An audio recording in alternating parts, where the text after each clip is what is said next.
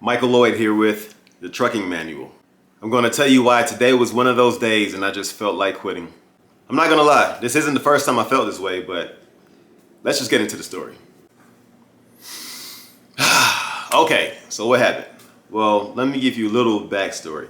So over the last few weeks, we've been doing okay. You know, we've been picking up, dropping off. It's been relatively smooth, but it seems like there has always been some kind of speed bump in the road. And I'm not a greedy guy. I don't need my driver driving every single day. I don't need to make $10,000 a week with this one truck. That would be nice, but I'm very realistic about the capabilities of my operation.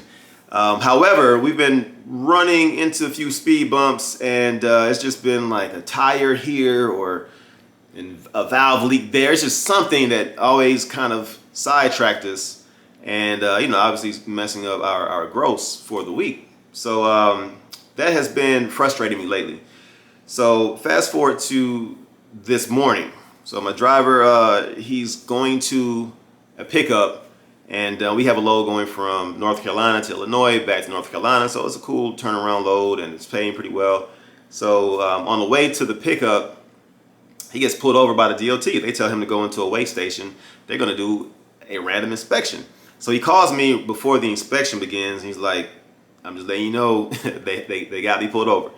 And I'm like, all right, great. So let's cross our fingers and see what's going to happen.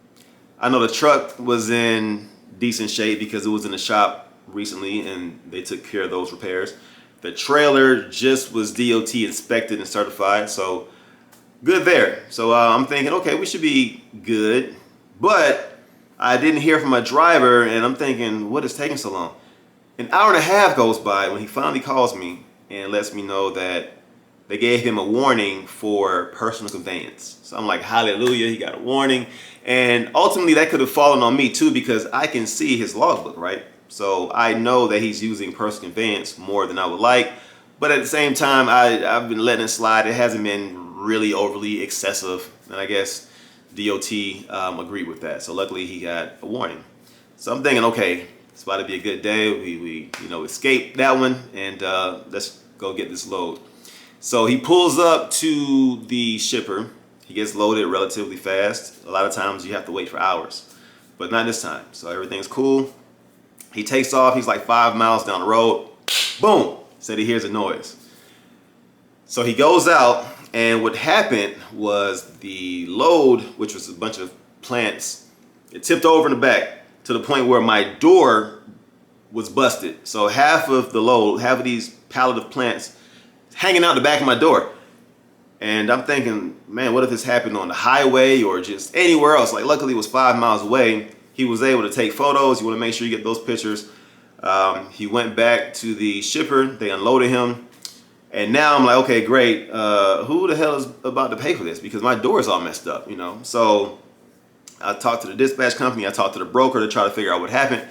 Ultimately, what seems to have happened was my dispatcher, he booked a load that said E-tracks.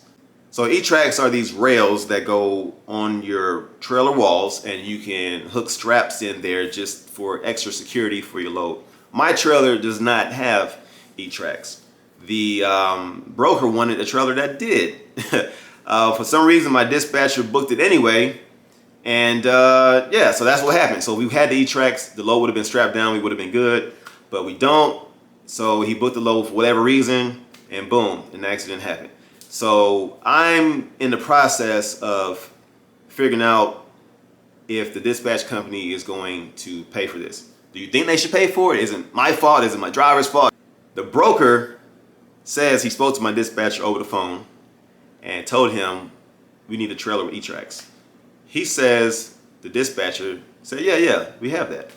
Now, when I escalated the situation with the dispatch company, the dispatcher in question claims that the broker did not tell him that the load needed E-tracks. But whatever, it is in the Raycon, and he needs to see that. And I don't know. I mean, we'll see how this plays out tomorrow, but it's just one of those things where it's like, man, can I catch a break? And ultimately, if the dispatcher company pays, the broker now is saying that possible claim can happen for breach of contract because a Raycon, which is a contract, had E-Tracks on it, and my dispatcher signed off on it, which, he has authority to do that. So he's saying there's a breach of contract. A few plants were damaged, and his load didn't get there on time. So we'll see how this plays out tomorrow. I'm thinking I just can't catch a break. Just week after week, it's one thing after the other. And I'm not gonna lie to you.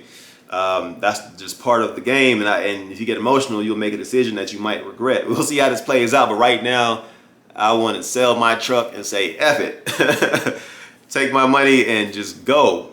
My truck is worth more than I paid for it back at the end of 2020. But I'm not going to do that just yet. I'm going to see how this shapes out.